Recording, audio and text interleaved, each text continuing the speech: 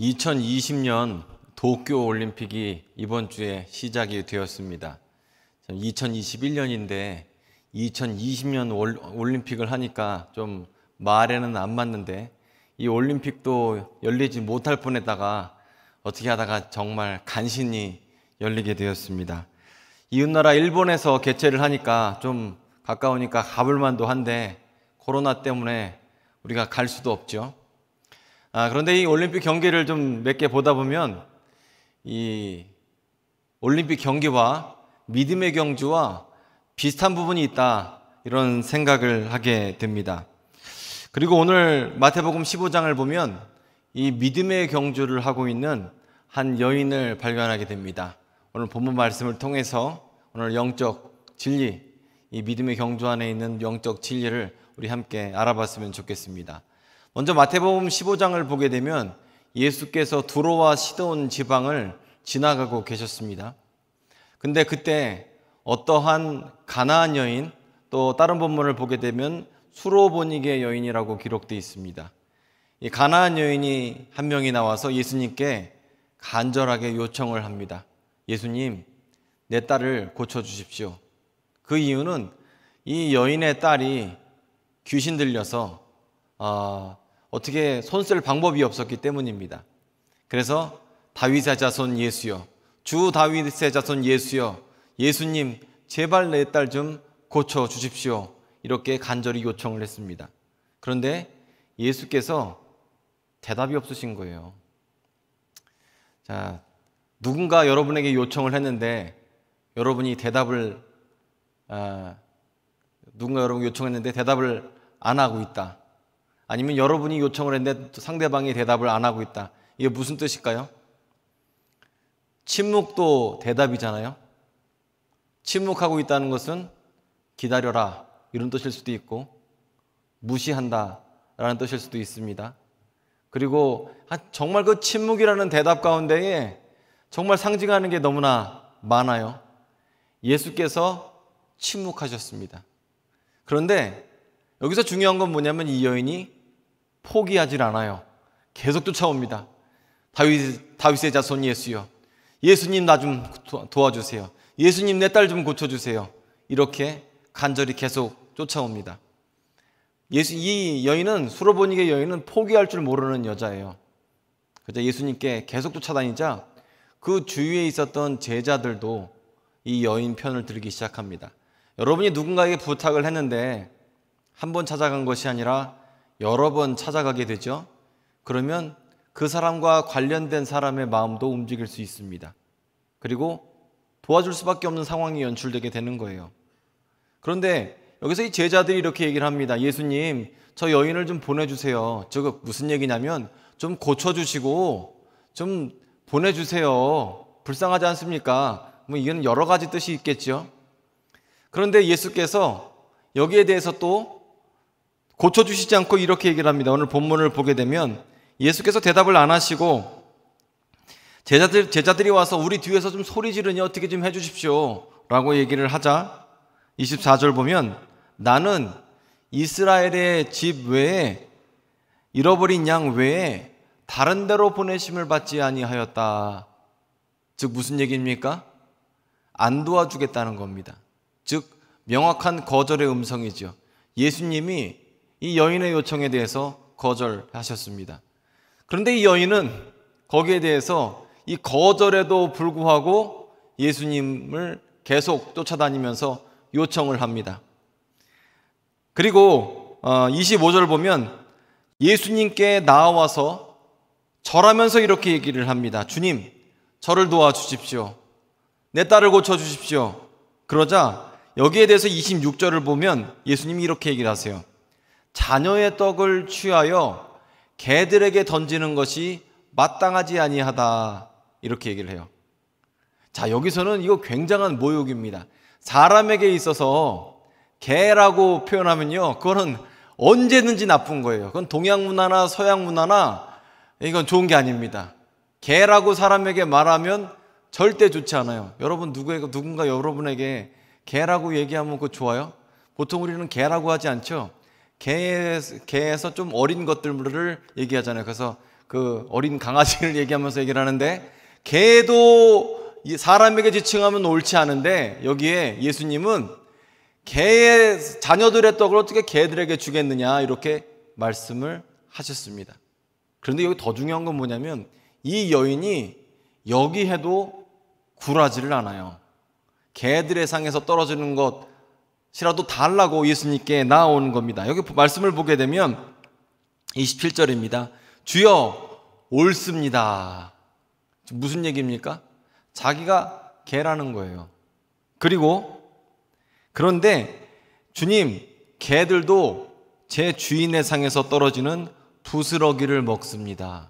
자, 여러분 여기 이 여인 멘탈이 보통이 아닙니다. 이 여인은 보통이 아니에요. 자존심이 굽혀져도 멘탈이 강한 거예요. 그리고 여기서 알 수 있는 게 뭡니까?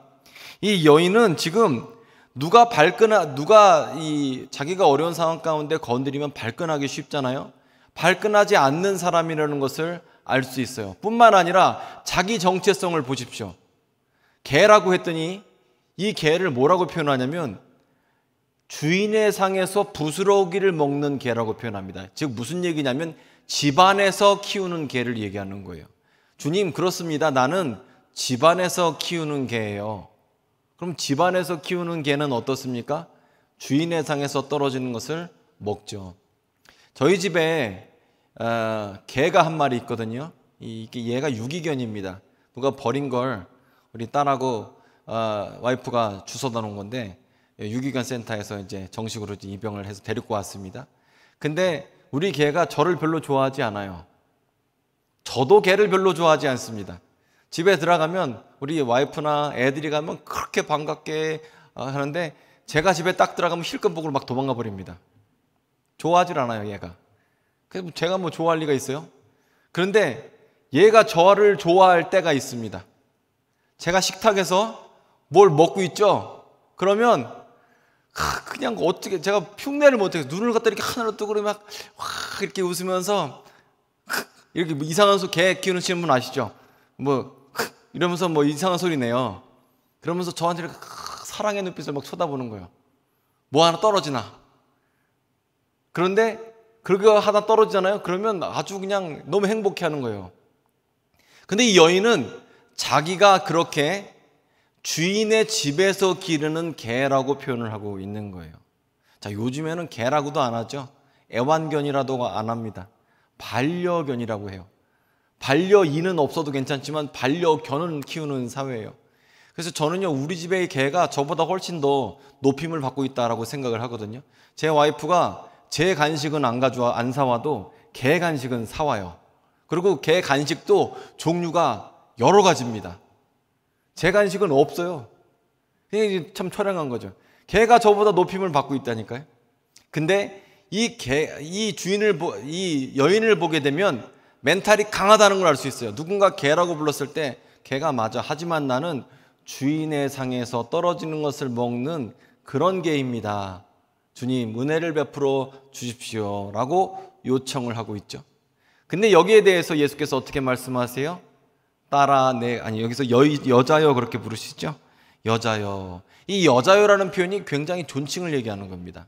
그냥 여자다 이렇게 부르는 게 아니라 마담, 맴 이렇게 부르는 것처럼 높인 말이에요. 여자여, 내 믿음이 크도다 이렇게 말씀을 하시고, 그리고 그 딸을 고쳐 주시게 됩니다.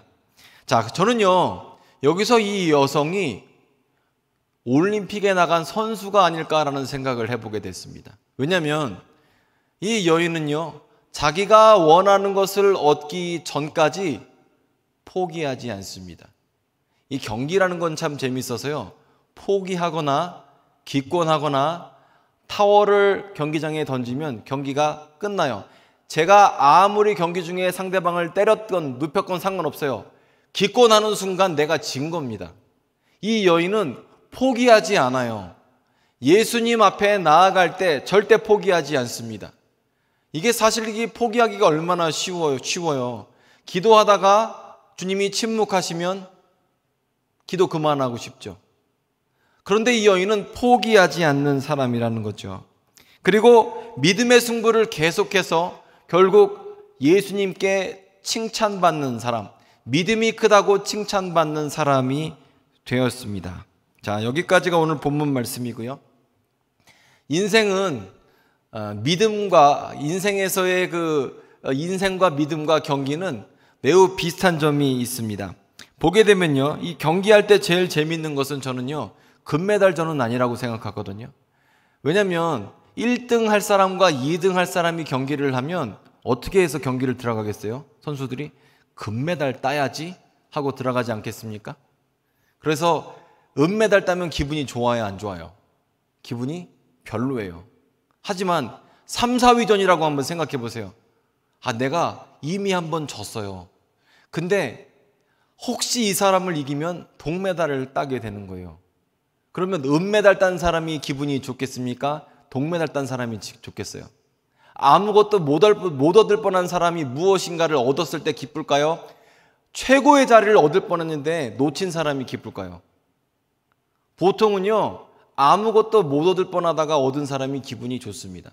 그래서 대학교 합격도요, 2등을 하든지 5등을 하든지 그 사람들은 별로 좋지가 않아요. 기분 제일 좋은 사람은 대학교 꼴등으로 합격한 사람, 추가 합격한 사람이 제일 좋아요. 뒷문 닫고 들어온 애들이 제일 기분이 좋습니다. 왜 그럴까요? 떨어질 뻔했었기 때문에 그래요. 그런데 여러분, 인생이 꼭 3, 4위전 경기와 같아요. 우리가 경기 중에서 못 얻을 뻔했는데 이 경기를 끝까지 해서 무엇인가를 얻어내는 경기 같아요. 우리의 인생이 꼭 그렇다는 거죠. 자, 경기를 할 때와 이 믿음과 몇 가지 비슷한 점과 차이점을 좀 제가 구분을 해봤습니다. 첫 번째로 경기를 할 때 여러분, 내가 잘할 때는 너무 좋아요. 내가 잘할 때 이럴 땐 기도할 필요도 없습니다. 그냥 하면 돼요. 내가 실력이 좋은데 뭘 기도를 합니까? 그냥 하면 되죠. 그냥 하는 대로 하면 됩니다. 하지만 여러분, 경기할 때 상대방이 갑자기 너무 잘하게 될 때가 문제입니다. 아니, 내가 잘하는 줄 알고 경기를 나갔는데 상대방이 너무 잘해요. 그러면 우리는 어떻게 되죠? 잘난 사람 앞에서 보통 위축이 되고, 위축되면 실수가 많아집니다. 그리고 실수가 많아지게 되면 그 빌미를 마음에 두고 머리에 두기 때문에 그러면 경기에서 질 가능성이 매우 높아져요. 두 번째로 인생과 이 경기의 유사점이 뭐냐면 부상을 피할 수가 없다는 겁니다. 여러분이 인생을 사시면서 나는 한 번도 상처받지 않았다, 이런 분 없으시죠? 한 번도 부상당하지 않았다, 하나도 난 마음의 상처도 없고 내 마음의 흉터가 하나도 없다, 이런 분은 없으세요. 마찬가지로 경기를 하는 사람들은 대부분 다 부상에 시달립니다. 예전에 금메달리스트를 인터뷰했는데 이 금메달리스트는 손이 어깨 이상 올라가질 않는데요. 그런데 부상은 당했지만 부상당했다고 경기에 안 들어가지 않아요. 아픈 건 아픈 거고 경기는 경기입니다. 들어갑니다. 그래서 경기와 이런 인생과 비슷한 점이 뭐냐면 부상을 피할 수가 없어요. 그리고 고통을 피할 수도 없습니다. 예를 들어서 엊그저께 경기를 보니까 우리나라 선수가 태권도에서 동메달을 땄습니다. 그러면 한 대 맞아보니까 너무 아픈 거예요. 그래서 아이고 아파라 그러고 도망가는 선수는 없어요. 왜 그럴까요? 맞아서 기절해서 실려나갈 수는 있는데 경기에 들어가면 아파도 맞아도 힘들어도 계속 가는 겁니다. 인생이 그렇죠? 부상을 피할 수도 없고 고통을 피할 수도 없습니다. 하지만 고통이 무섭다고 인생을 도망가는 사람은 없어요. 어떻게든 다시 달려들게 되지요. 그리고 세 번째로 인생과 경기와 비슷한 점, 믿음과 경기와 비슷한 점이 뭐냐면 실력차가 나도 싸운다는 겁니다. 상대방이 금메달 유력한 그런 사람이에요. 나는 별 볼 일 없는 사람입니다. 상대방이 금메달 유력한 후보라고 경기를 양보하는 선수는 없습니다. 되든 안 되든 어떻게든 달라붙어요. 그렇죠? 내가 조금 아까 실수를 해도 상관없어요. 내가 과거가 어때도 상관없어요. 훈련이 어땠는지 상관없어요. 지금 내 앞에 있는 사람이 누구든지 간에 지금 현실에 굉장히 집중한다는 거죠. 그리고 네 번째로 이 경기에서 이기려면, 인생에서 이기려면, 믿음에서 이기려면 승리에 대한 확신이 있어야 됩니다. 그래서 보통 이기는 사람들은 마음이 확고해요. 마음으로 이미 이긴 사람들입니다. 만약에 들어가는 표정부터 어둡고 매맞은 표정으로 들어가면 경기 이길 수가 없어요. 그래서 그 UFC나 이런 경기를 보면 이 선수들끼리 막 경기장 밖에서 말싸움을 하지 않습니까? 그리고 그걸 보도를 하고, 그렇게 하는 이유 중에 하나가 내가 지금 승리에 확신이 있다는 것을 상대방에게 지금 각인을 시키려고 노력하는 겁니다. 그러니까 승리에 대한 확신이 있어야 되죠. 그리고 다섯 번째로, 경기는 기분에 따라 하는 것이 아닙니다. 즉 무슨 얘기냐면, 컨디션에 따라 경기하는 사람은 없어요. 나 오늘 경기 되게 하고 싶은데, 나는 습기가 있는 데서는 경기를 못해. 일본은 습기가 많잖아요. 습기가 많은 데서는 경기를 못해. 그렇게 해서는 금메달을 딸 수 없어요. 우리는 컨디션에 따라 경기를 하는 것이 아니라, 마찬가지죠. 우리도 컨디션에 따라 인생을 사는 게 아니죠. 컨디션에 따라 경기를 하는 것이 아니라 경기에 내 컨디션을 맞춰서 합니다. 그렇죠? 내가 삶에 어떤 목표가 있으면 거기에 내 컨디션 끌어올려서 들어가요. 지금 2020년 올림픽 하는 선수들 모두 다 자기가 맡은 경기에 맞춰서 자기 컨디션 최고로 끌어올립니다. 내 컨디션 맞춰서 경기 일정 잡지 못합니다. 자, 그리고 여섯 번째로, 불공평한 심판이 항상 있다는 겁니다. 제가 엊그저께 오타니 선수 스트라이크 아웃 당하는 것을 봤거든요. 메이저리그에서. 스트라이크 존이 여기에요. 공이 일로 왔습니다. 그런데 심판콜이 스트라이크라는 거예요. 그래서 오타니 선수가 이렇게 했어요. 그리고 미국 중계하는 사람이 이건 말도 안 된다 이렇게 얘기를 해요. 그런데 불공평한 심판이 항상 경기에 있고, 그건 경기의 일부분이에요. 우리 인생도 마찬가지죠. 인생에서 불공평한 심판이 항상 있고, 그 불공평한 심판이 나를 저평가하기도 해요. 그리고 나에게 억울하게 하기도 한다는 거예요. 그런데 그것은 인생의 일부분이지, 그것을 담아둬서는 인생을 다 살 수가 없죠. 자, 그리고 마지막으로 일곱 번째로, 흔들리지 않으려면 절대적인 믿음이 있어야 하는 거죠. 내가 훈련받은 것 상대적입니다. 상대방보다요. 내 컨디션 좋은 것도 상대적입니다. 상대방보다. 그런데 우리가 승리를 하려면 확고한 믿음, 절대자에 대한 믿음이 있어야 내가 흔들리지가 않아요.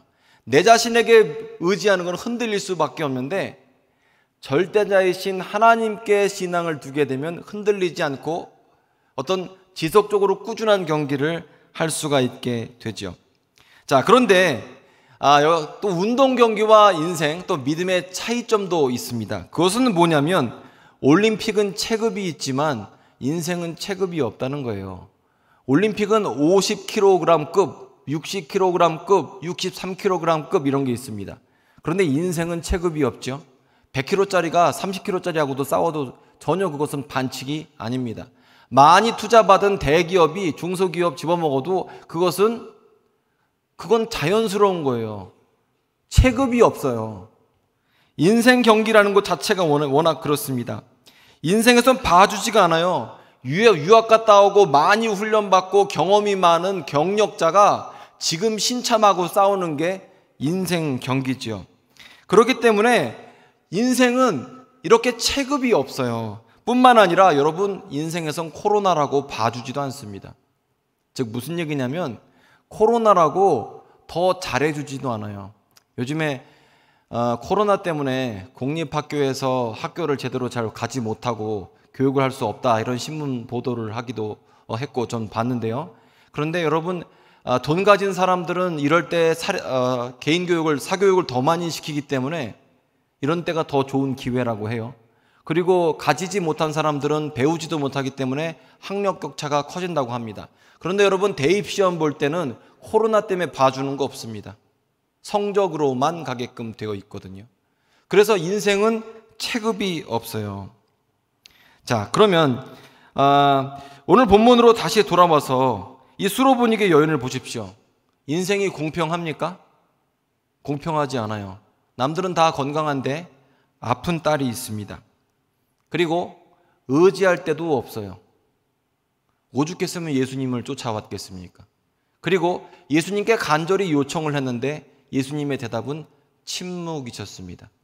그리고 더 간절히 요청했는데 예수님은 거기에 대해서 자녀들의 떡을 어떻게 개들에게 주느냐, 나는 이스라엘의 잃어버린 양 외에는 보내심을 받지 아니하였다. 이렇게 대답을 하십니다. 참 답답한 상황 가운데 있습니다. 그리고 인생에 상처가 있고 흉터가 있고 아픔이 있습니다. 그리고 이런 가운데에서 이 여인이 잘한 점이 뭐냐면 그럼에도 불구하고 끝까지 기권하지 않았다는 겁니다. 믿음의 경기에서 기권하지 아니했고 예수님을 신뢰하는 것에서 기권하지 아니했고 이런 모든 상황 가운데 부상과 흉터와 여러 가지가 있음에도 불구하고 그 경기에 계속 들어갔다는 거예요. 예수님이 무시해서 쳐냈는데 다시 그 경기에 임하고 그 경기에 다시 임해서 결국 예수님께 칭찬받는 사람이 되었습니다. 사실요, 우리가 인생의 경기에서 누구를 바라봐야 하냐 하면 우리는 인생의 경기에서 하나님을 바라봐야 합니다. 내 앞에 있는 상대자, 내가 씨름하고 있는 그 씨름은 나에게 상을 줄 수 없습니다. 상 주시는 분은 하나님이십니다. 우리 하나님은요, 재같이 변한 내 삶을 꽃밭으로 만드시는 분이 우리 하나님이세요. 우리 하나님께서는 낙심한 자에게 새 소망을 주시고 광야를 변화서 강을 내시는 분이 우리 하나님이시고 홍해를 갈아서 길을 만드시는 분이 우리의 하나님이십니다. 그래서 우리 삶 가운데 불공평과 있고 아픈 것이 있고 상처가 있고 이 수로보니게의 여인에게는 아픈 딸이 있었지만 예수님께 나아갔을 때 치유함을 받았고 회복을 얻게 되었습니다. 그래서 상 주시는 이심을 믿고 우리는 낙심하지 말아야 됩니다. 믿음에서 기권하면 안 됩니다. 포기하면 안 됩니다. 그런데 여러분, 신앙을 지키다 보면요, 이게 쉽지가 않아요. 왜냐하면 신앙을 지키다 보면 세상에 만만한 사람이 하나도 없거든요. 이 인생에서 만만한 사람이 어디 있습니까? 그리고 그런 상대를 상대하다 보면 나하고 같이 있는 사람이 없는 것을 발견하게 돼요. 내 편이 없네. 인생에서 내 편이 없네. 여러분 남편은 누구 편이에요? 여러분 편 들어줘요? 남의 편 들어요? 여러분 편 들어줄 경우 별로 없어요. 저도 제 와이프가 얘기하면 나도 모르게 와이프가 말하는 적을 편 들고 있더라고요. 이게 어쩔 수가 없어요. 부부끼리도 서로 편 들어주지가 않아요. 내 편이 없어요. 그리고 우리가 경기 가운데 있으면 어떤 생각을 하게 되냐면 상대방은 지원군이 많은 것 같고 나는 외롭고 힘든 것 같고 그렇죠. 그런데 여러분 여기서 중요한 게 있습니다. 인생이라는 경기, 믿음이라는 경기는 항상 링 위에는 혼자 올라가는 겁니다. 여러분 태권도 경기를 할 때 코치랑 같이 올라가는 선수가 없고요. 레슬링을 할 때 스파링 파트너랑 같이 올라가는 사람은 없습니다. 인생 경기가 혼자라는 거예요. 이게 고독하고 힘든 것 같지만 반대일 수도 있어요. 나하고 상대하고 있는 그 사람도 혼자입니다. 나도 혼자예요. 그런데 만약에 내가 하나님을 신뢰하고 있고 하나님이 나와 함께 하시면 나는 2대1로 싸우는 것이기 때문에 내가 유리한 겁니다. 인생의 경기가 혼자기 때문에 유리한 거예요. 오히려 하나님은 우리와 함께 하시고 내가 어떻게 할지 모를 때에 주님 앞에 기도하고 아뢰 때 주님은 응답하시는 분이십니다. 그래서 우리가 믿음의 경기를 절대 포기하면 안 됩니다. 하지만 이런 모든 상황 가운데서도요, 여러분 하나님이 하실 일이 있고 우리가 해야 할 일이 있습니다. 하나님은 절대로 내가 할 일을 대신해 주시지 않습니다.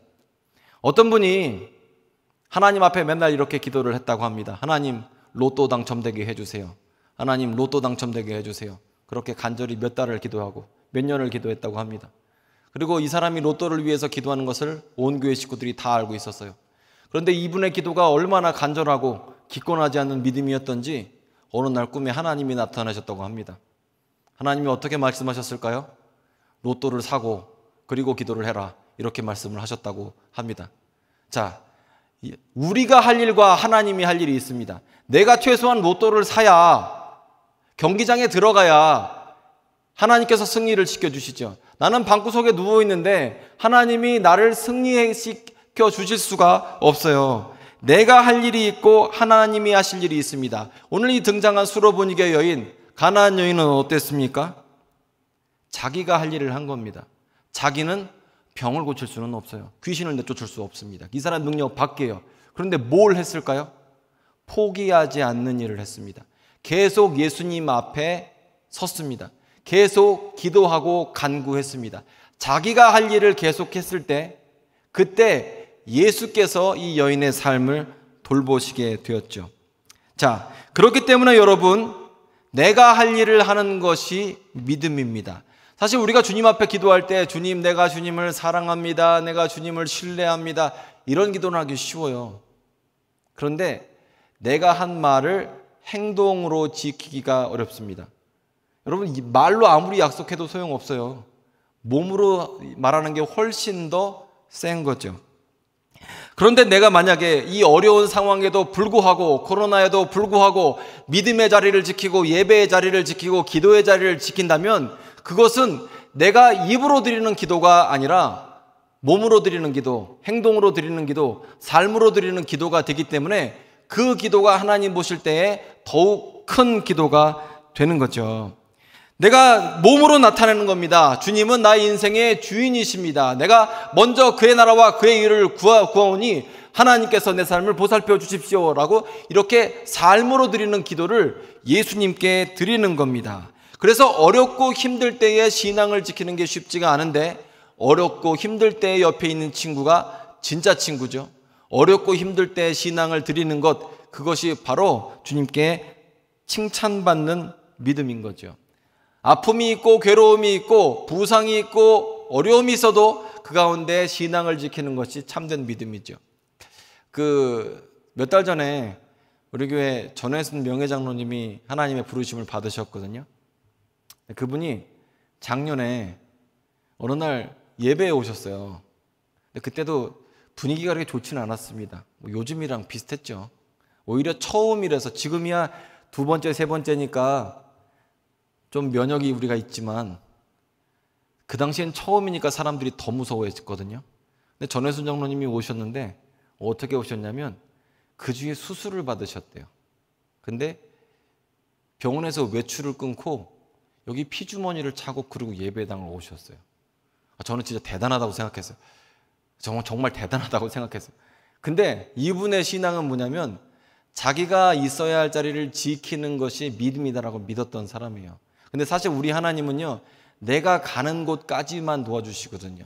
에베네셀의 하나님이라는 것은 내가 승리하는 곳까지만 계시는 거예요. 내가 중간에 포기해버리면, 기권해버리면 우리 하나님은 도와주실 수가 없죠. 근데 이분은 정말 하나님께 부르심을 받을 때까지, 만약 육신의 힘이 다하는 데까지 신앙을 지키셨어요. 근데 여러분, 우리의 삶의 자리에서 어렵고 힘들 때 내가 힘을 다하여 주님 앞에 나아오고 그렇게 기도하게 되잖아요. 그렇게 믿는 사람은 인생도 그렇게 삽니다. 내 삶에서 믿음을 포기하지 않는 그런 신앙을 갖고 있다면 삶에서도 마찬가지로 쉽게 포기하지 않는 삶을 살게 되죠. 자, 예수님은요, 이 땅 가운데 계실 때 어려움을 많이 겪으셨어요. 배신도 당하시고요. 또 답답한 일을, 어려운 일을 많이 겪으셨어요. 그리고 외로움이 무엇인지, 배신감이 무엇인지 아시는 분이죠. 예수께서 만약에 채찍이 너무나 아프셨다, 십자가가 너무나 고통스러우셨다, 그렇다고 해서 예수님은요, 매 맞는 것 때문에 포기하지 않으셨습니다. 예수님은요, 그 몸의 상함을 통해서 우리의 죄를 씻기셨고요. 그리고 주님께서는 죽음에 이르기까지 맡기신 일들을 끝까지 감당하셨습니다. 그래서 십자가의 길을 묵묵히 끝까지 걸어가셨죠. 어렵고 힘들다고 포기하는 것이 아니라는 거예요. 그 일을 통해서 주님은 우리의 구원을 이루셨습니다. 우리가 다시 살아날 것을 주님께서 이루셨죠. 자, 그래서 신앙을 지키는 사람들은 예수님처럼 인생을 살아야 합니다.